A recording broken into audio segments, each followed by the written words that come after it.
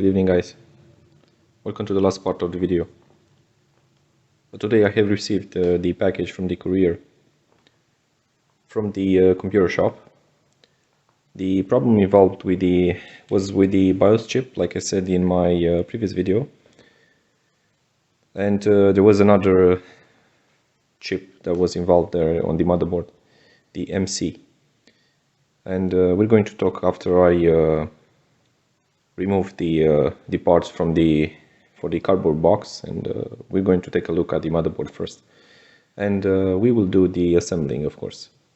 See you very shortly, guys. Alright, guys, so all the parts of the laptop are on the table. We got the motherboard, the keyboard, the back, the inferior case, and the LCD display. Let's focus on the motherboard so we can see what the engineer made here. And we see that the BIOS chip was removed from here. As you can see, there are marks here. He said he removed the chip and installed it into a different type of programmer, a different type of BIOS programmer, pardon. And right now it's working. So the first problem was the BIOS chip, and the other, there was the MC. There was a chip involved here that he removed. He said that MC was damaged, and he was causing the laptop not to work properly, and he had to remove it. And also there is another problem. The other problem is not the integrated video card, because the i3 has the Intel GMA integrated graphics card inside, and also it has the secondary video card. There is the ATI, which is using DDR3, probably 1 GB of VRAM. I'm not sure exactly about the specs. And he said that the ATI, it doesn't work, and he needs to be repaired by reballing the chip. But the best fix, as we know, and when I have explained in my other videos, if you're paying attention, is that the best repair possible for the desktops or for the laptops is to replace the chip itself without reballing. Yeah, see, so this is it. I'm stuck with the Intel GMA. I'm not going to be able to run the games or other benchmarks that is needed, unfortunately. So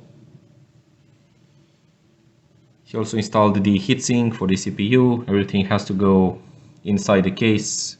He also changed, if you remember, the CMOS battery was yellow, was the yellow mark, and he had to change. So he replaced also the battery. The entire cost of the repairing process took me like $70, and if I had to repair the video card itself, it did cost me like $120 or so, according to what he said. So it's not worth it anyway. So see you very shortly when I will start assembling the laptop. Wish me luck. Thank you for watching.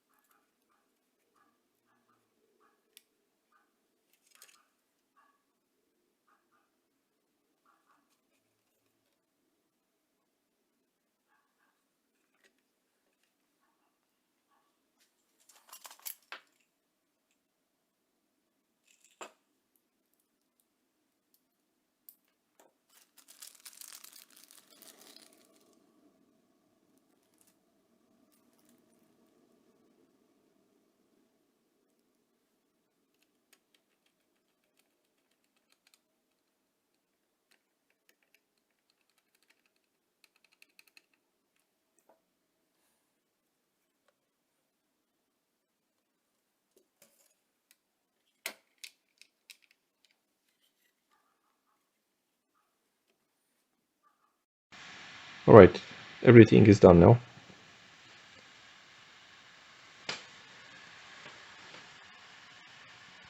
I'm confronting with another problem.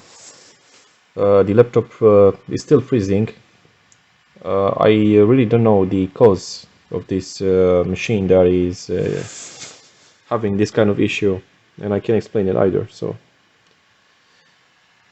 in the package, when I remove the parts from the box, from the cardboard box, there is something that is missing here. The cover of the hinge to the right side is missing. I did talk with the engineer about this issue, and he informed me, that the hinges was not present in the box, which is quite strange because I put it there. It was a plastic bag anyway. It's not important. The big issue is still freezing. I did try to test out each model of memory using the DLC. 2019, there is a utility that you can use for the desktop ones and laptops to test it out. It also has the mini system on it. If you're interested, I can put a link in my description so you can use it if you're interested. The memory sticks are fine, it has no errors, but something wrong with the motherboard. I'm gonna have to go back to the engineer and tell him about this problem. Yeah, the other thing that it's not, I consider a minor somehow. This laptop, it only has one USB instead of 2 or 3 USBs like we are used to.